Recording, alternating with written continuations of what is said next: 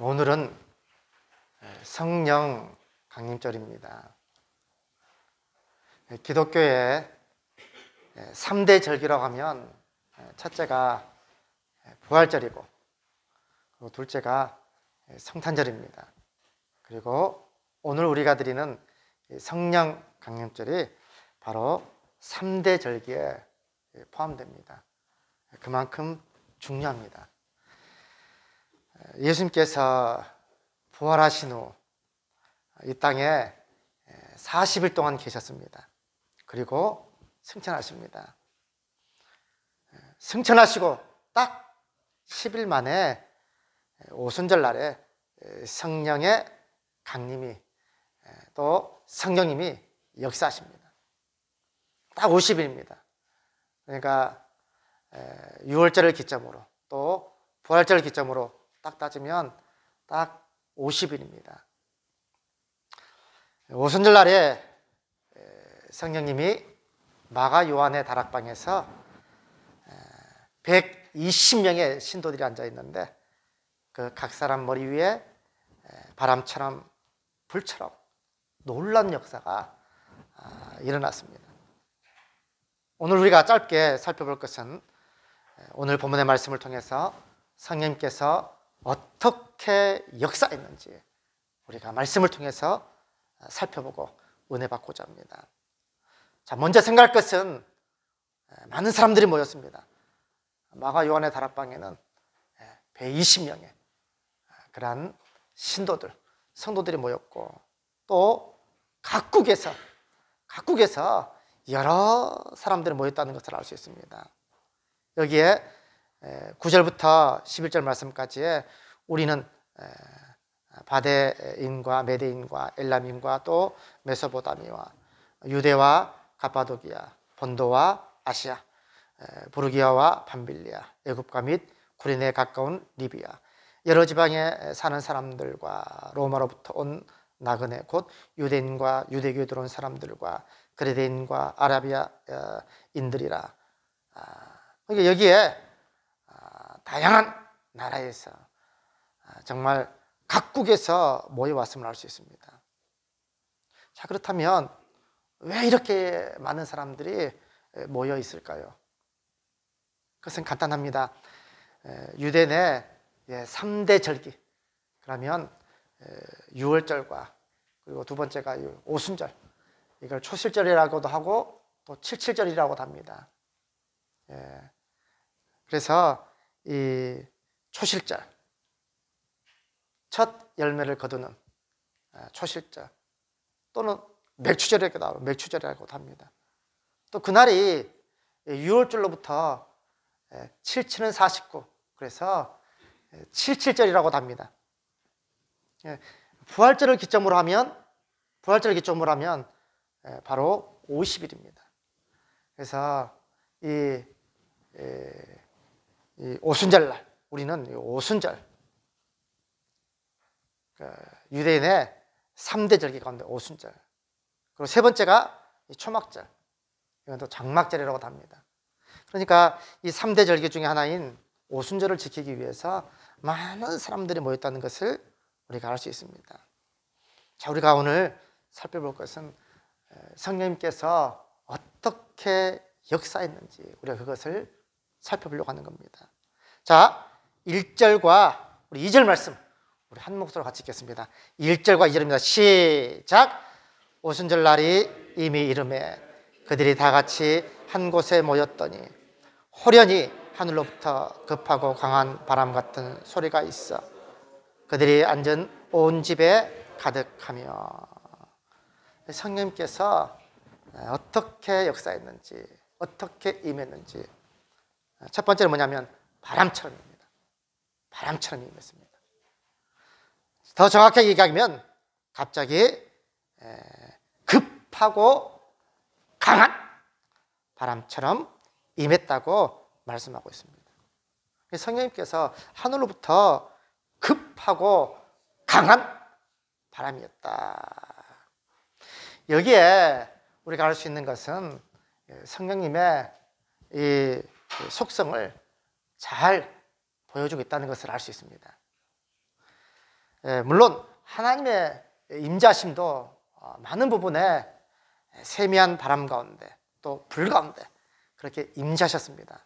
성령님도 마찬가지입니다. 성령님도 이 바람처럼 그렇게 강하게 임했다는 것을 알 수 있습니다. 자, 바람의 특징은 어떻습니까? 형체가 보입니까? 안 보입니까? 바람이 보입니까? 안 보입니까? 절대 안 보입니다. 바람은 보이지 않습니다. 그런데 바람이 있다는 사실을 믿습니까? 안 믿습니까? 바람이 있습니까? 없습니까? 예, 있습니다. 바람이라는 것은 보이지는 않지만 분명히 존재합니다. 특히 강한 센 바람은 더더욱 그렇습니다. 어떤 바람은 너무나 강력해서 사람들을 날려버릴 정도입니다. 큰 나무도 뿌리채 뽑아버립니다. 이 성령의 역사심은 바로 이와 같다는 겁니다. 마치 바람과 같이 눈에 보이지는 않지만 그러나 그것을 경험한 성도들은 부인할 수 없는 너무나 명백한 사실이라는 겁니다. 그러니까 이 120명의 신도들이 마가 요한의 다락방에서 다 모여서 하늘로부터 급하고 강한 바람 같은 놀라운 성령의 경험을 체험합니다. 이것이 너무나 분명하고 명백한 것이었기에 누구도 부인할 수 없었습니다. 누구도 부인할 수 없었습니다. 나중에 이들 모두가 우리가 이 일의 증인이로다 라고 얘기합니다. 우리가 잘 아시다시피 변호사하고 증인은 말하는 어감이 완전 다릅니다. 변호사는 제3자입니다. 직접 목격하고 경험하고 체험한 사람이 아닙니다. 직접 목격한 사람의 그 이야기를 듣고 대신 대변하는 사람입니다. 예, 변호사입니다. 변호사가 힘이 있겠습니까? 직접 어떤 현장을 목격한 사람이 힘이 있겠습니까? 직접 목격한 증인이 힘이 있습니다. 내가 똑똑히 내 눈으로 보았습니다. 예를 들어서 무슨 살인 현장이라든지 교통사고 현장이라든지 거기 증인들 보면 정말 정확하게 본 사람들은요, 내가 이 두 눈으로 정확히 봤습니다. 자신 있게 대답합니다. 바로 이 120명의 이 신도들, 성도들이 나중에 이 일에 우리가 다 증인이로다. 거의 대부분 순교의 제물이 됩니다. 그런데 어느 한 사람도 부인하지 않고 당당히 순교했다는 것입니다. 예수를 보았다. 어떤 사람들은, 또 어떤 사람들은 성령의 역사를 체험했다. 이것이 너무나 강한 바람처럼 성령께서 역사하셨기 때문에 그들은 한 사람도 부인하지 않고 기꺼이 순교 제물이 되었던 겁니다. 왜 그렇습니까? 성령님의 그 역사가 강한 바람같이 그들에게 그렇게 강하게 역사했기 때문입니다. 이게 성령님의 역사심입니다. 자, 두 번째는 바로 불처럼 역사했습니다. 성령님의 또 다른 속성입니다. 불은 어떤 특징이냐면 정결하게 만드는 이 특징이 있습니다. 모든 것을 다 태워버립니다. 그리고 불순물들을 다 태우고 다 녹여서 불순물들을 다 제거해버립니다. 불이라는 것은요, 깨끗하게 하는 힘이 있습니다. 바로 성령님의 그러한 속성 중에 하나입니다. 그래서 불처럼, 불과 같이 그렇게 임하신 겁니다. 성령님은 우리의 죄악 다 불태워버리고 다 녹여버려서 깨끗하게 만드신다는 사실입니다. 그게 성령님의 놀라운 역사심입니다. 자, 본문에 보니까 마치 불의 혀처럼 갈라지는 것들이 그들에게 보여 각 사람 위에 하나씩 임하여 있더니,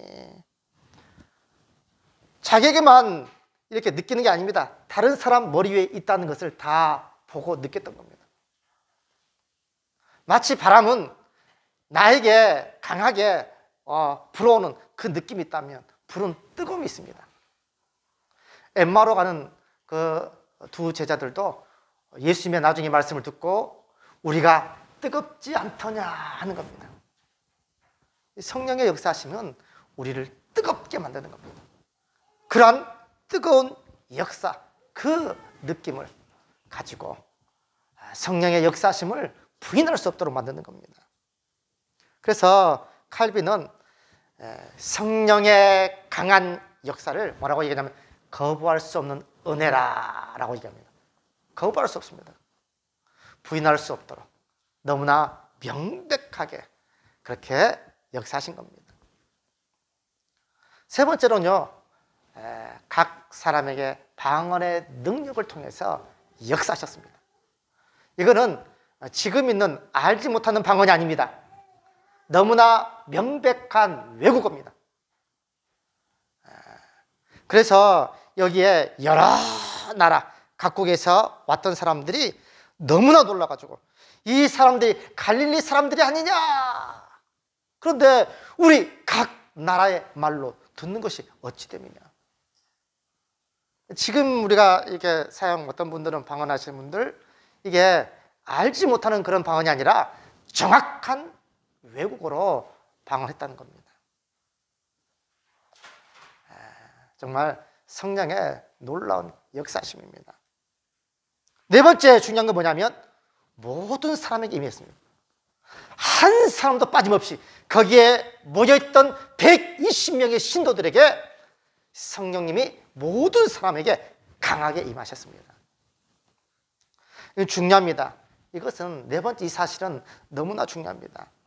그 안에 여러 종류의 사람들이 있었을 것입니다. 아마 가난한 사람들도 있었을 것이고, 또 부유했던 사람들도 있었을 것이고, 어떤 사람은 자유인도 있었을 것이고, 어떤 사람들은 종도 있었을 것입니다. 남자도 있었을 것이고 여자도 있었을 것입니다. 다양한 직업을 가지고 있었던 사람들, 다양한 사람들이 있었을 것입니다. 많이 배운 사람이나 또 적게 배운 사람이나 아마 여러 사람들 모두에게 동일한 성령이 다 임했다는 사실입니다. 자, 이게 왜 중요하냐면 우리가 구약과 비교를 해보셔야 됩니다. 구약과 신약의 성령님의 차이가 뭐냐면, 구약 시대는 몇몇 특정한 사람들에만 임했습니다. 구약에 성령님이 임하시지 않았다? 아닙니다. 구약에도 성령님이 임했습니다. 그런데 어느 특정한 사람들에만 임했습니다. 그러나 신약 시대는 그렇지 않습니다. 이 성령님의 역사가 얼마나 강력한 역사였는지 마가 요한의 이 다락방에 있는 120명의 성도들, 신도들에게 모두에게 동일하게 성령이 역사했습니다. 그래서 요엘서에 있는 2장 28절 이하의 말씀, 이는 선지자 요엘을 통하여 말씀하신 것이 일렀으되 하나님 말씀하시기를 말세. 자, 말세라는 것은 예수 그리스도 오심, 하나님의 오심이 말세입니다. 그래서 말세에 내가 내 영을 모든 육체에 부어주리니, 모든 육체에 부어주는 겁니다.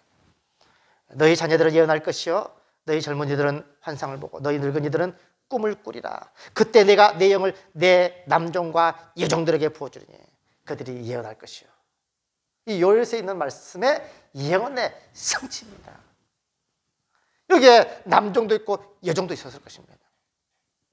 성령의 역사가 모든 사람들에게 동일하게 역사했다는 겁니다. 구약 시대는 그렇지 않습니다. 몇몇 특정한 사람들에게만 임했습니다. 이 구약의 신약과 성령 역사하심의 차이입니다. 또 두 번째 중요한 결정적인 차이가 있습니다. 구약에 임한 성령은 쉽게 말하면 왔다 갔다 합니다. 한번 임했다가도 또 떠나가고 또 다시 임하기도 합니다. 그 대표적인 사람이 사울 왕입니다. 사울 왕에게 성령이 역사했습니다. 그래서 막 방언으로 말하지 않습니까? 옷을 벗고 방언으로 말해요. 사울이 왕이 이렇게 이 방언을 하더라. 그도 선지자 중에 한 사람과 같다. 그런데 그 성령이 임했는데 나중에 어땠습니까? 성령이 떠나가 버립니다. 성령이 떠나가 버리니까 그 자리에 악령이 역사하는 겁니다. 구약시대는요, 성령이 한번 임했다가도 떠나버립니다. 그러나 신약시대는 결코 그렇지 않습니다. 한 번 임한 성령은 결코 떠나지 않고 버리지 않습니다. 이게 구약과 신약의 성령님의 가장 큰 차이입니다. 누구에게 임하는 성령님이 임합니까? 누구든지 주의 이름을 부르는 자입니다. 누구든지 주의 이름을 믿음으로 고백하는 자들에게 이러한 성령의 역사가 바람처럼 불처럼 그렇게 임하고 역사한다는 겁니다. 이건 하나님의 놀라운 역사심입니다. 마지막 이 성령님의 역사를 통해서 정말 중요합니다. 이건 중요합니다. 이건 꼭 들으셔야 됩니다. 뭐냐면 성령의 역사심으로 교회 시대가 도래하는 겁니다. 이제는 교회 시대입니다. 성전의 시대는 끝나는 겁니다. 헤롯 대왕이 그 성전을 짓는데 정말 46년 동안 지어졌습니다. 그런데 그것도 완공이 안 됐습니다. 정말 엄청난 대성전 공사였습니다. 그런데 성령의 임하심으로 성전의 시대는 끝났고 이제는 새 시대, 교회의 시대가 도래했다는 겁니다. 이제 앞으로 성령님은 교회를 통해서 역사하십니다. 이 교회에 엄청난 권세가 있는 겁니다. 예수님께서도 말씀하셨듯이 마태복음 16장 16절에 세상 사람들이 나를 누구로 아느냐. 베드로가 대표해서 주는 그리스도시요 살아계신 하나님의 아들이십니다. 그 믿음의 신앙 고백 위에 내 교회를 세우겠다. 그러시면서 이 반석 위에 내 교회를 세우는데 음부의 권세가 이기지 못하는 그런 권세를 교회에 주는 겁니다. 그리고 땅에서 매면, 땅에서 기도하면, 땅에서 매면 하늘에서 맬 것이요 땅에서 풀면 하늘에서도 풀리리라. 정말 교회에 엄청난 권세를 주는 겁니다. 그리고 제일 중요한 천국의 열쇠를 교회에 주는 겁니다. 그래서 구원은 교회를 통해서 있습니다. 세상에 어떤 단체, 아무리 돈이 많고 큰 단체, 그 안에 구원 없습니다. 교회를 통해서 구원의 역사심이 있는 겁니다. 교회에 이와 같은 엄청난 권세, 바로 교회 시대가 도래한 겁니다. 그래서 성령님께서 교회를 통해서 이제는 역사하시는 겁니다. 우리가 기억하셔야 됩니다. 항상 삼위일체 하나님이 계셨지만 역사하심에 어느 부분이 더 크게, 어느 성령님, 어느 하나님이 더 크게 역사하시고 그런 차이는 있습니다. 구약시대는 여호와 하나님의 그 시대, 역사였다면 또 복음시대는요 예수 그리스도의 역사심입니다. 그리고 신약시대는 성령님의 시대입니다. 그런데 너무나 우리가 성령님을 무시할 때가 많습니다. 너무나 안타깝습니다. 마치 성령님을 그림자 취급하는, 성령님은 똑같은 하나님이십니다. 인격을 가지신, 정확한 표현은 신격이죠. 인격을 가지신 하나님입니다. 어떤 사람들은 이 성령님을 그림자 취급하고 어떤 사람들은 물건 취급합니다. 성령님께서 얼마나 슬프시겠습니까? 만약에 우리 안에 있는데, 가족 안에 있는데 그림자 취급해 보십시오. 옆에 분명히 있는데 바람처럼 불처럼 분명하게 존재하는데 그림자 취급해 보십시오. 나 좀 알아봐 달라. 만약에 아빠가 그림자 취급을 받는다, 엄청 서운할 겁니다. 너무너무 서운할 겁니다. 애야, 여보 모른 척합니다. 우리가 이 성령의 시대, 성령님을 너무나 무시하고 너무나 그러한 푸대접하는 것을 우리가 생각할 때 성령님께서 얼마나 마음이 아프시겠습니까? 분명히 성령님은 바람처럼 불처럼 강하게 역사하시는데 너무나 우리는 성령님을 이렇게 무시하고 외면할 때가 많다는 겁니다. 기억하십시오. 신약시대는요 성령님의 시대입니다. 그 성령님께서 역사하시는데 누구를 통해서, 어디를 통해서? 교회를 통해서, 우리를 통해서 역사하시는 겁니다. 마지막 때에 정말 성령님께서 역사하시기를 원하실 것입니다. 특별히 각각 자기의 방언으로 이 제자들이 말하는 것을 듣고 소동합니다. 다 놀라 신기합니다. 우리가 각 난 곳으로 방언으로 말하게 돼 듣게 되면 어찌 됨이냐. 각 언어로 하나님의 큰 일을 말함을 듣는도다. 11절 말씀에 그들이 보기에 이건 하나님의 역사다라고 부인할 수 없도록 만드신 겁니다. 누구를 통해서? 교회를 통해서, 성도들을 통해서. 바로 하나님의 큰 일을 말함을 듣는도다. 우리가 그 역할을 감당해야 됩니다. 이 말세에 또 마지막에 교회를 통해서, 성도들을 통해서 하나님의 살아계심, 하나님의 역사심, 하나님의 큰 일을 말함을 듣는도다. 그렇게 우리를 통해서 역사하셔야 됩니다. 사랑하는 성도 여러분, 세상 일도 하는 것 중요합니다. 바쁜 것 압니다. 그러나 마지막 때에 우리 하나님의 나라를 위해서, 성령님을 위해서 살아가십시다. 우리가 세례요한처럼 주님의 오심을 준비하고 예비하고 길을 닦을 때 초림에 예수님께서 세례요한을 가장 많이 칭찬했습니다. 여자가 낳은 자 중에 이보다 나음이 없도다. 그렇다면 주님께서 마지막 재림하실 것입니다. 정말 초림에 예수님을 준비했던 세례요한처럼 우리들도 재림하실 그 예수님의 길을 닦고 준비하고 예배해야 됩니다. 사람들의 마음을 주님께로 돌이키는 그 일들을 해야 됩니다. 바로 성령님의 역사하심을 통해서 그 일들을 감당해야 됩니다. 우리는 코로나라고 하는 이것 때문에 너무나 안타까운 게 뭐냐면 우리 세 가족 1층과 2층 중간에 표가 있는데 한 명도 이렇게 전도가 안 됐습니다.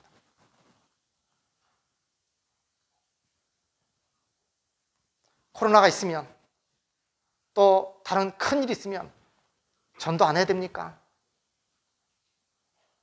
한 영혼이 주님께로 돌아오는 것을 우리 하나님께서, 주님께서 얼마나 기뻐하십니까? 천하보다도 귀중한 한 영혼이 주께로 돌아올 때 주님께서 기뻐하실 것입니다. 이 어려울 때 우리가 그 일들을 감당한다면 저는 그 교회는 진짜 역사시는 성령님의 역사심, 하나님의 살아계심이 계시는 그런 교회라 확신합니다. 우리 혹시 코로나로 핑계로 이 하나님의 가장 큰 사명, 한 영혼을 살리는 그 사명을 외면한 것은 아닙니까? 사랑하는 성도 여러분, 아무리 세상이 뒤집어지고 이렇게 쪼가리가 난다 할지라도요, 주님께서 기뻐하신 일들을 하십시다. 그래야 할 때 우리 성령님께서 바람처럼 불처럼 우리에게 역사해 주실 것입니다. 그러한 마지막 때 살아있는 교회요, 우리 성도들이 되시기를 간절히 주님의 이름으로 축원드립니다.